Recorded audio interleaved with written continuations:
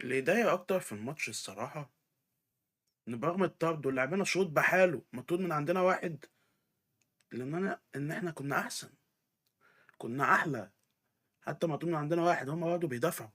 احنا الاستحواذ 58%، 58% شايطين 18 تسديده، منهم 7 على المرمى محققين.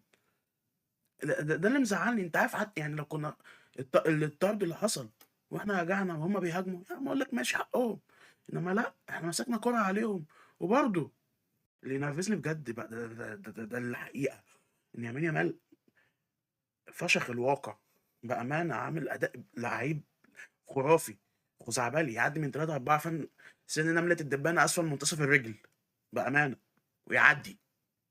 وبقى يا اللمسة الأخيرة الشوطة تخبط في حد، التانية تخبط في حد، يلا هنرازي فيك يمين يامال، هنرازي فيك يعني هنرازي فيك. يعمل إيه أكتر من كده؟ ما مسك اللعيبة كلها غسيل ومكوى، هيعمل إيه؟ متنساش اللايك والفولو، تدعم أخوك، متنساش تصلي على النبي. سلام.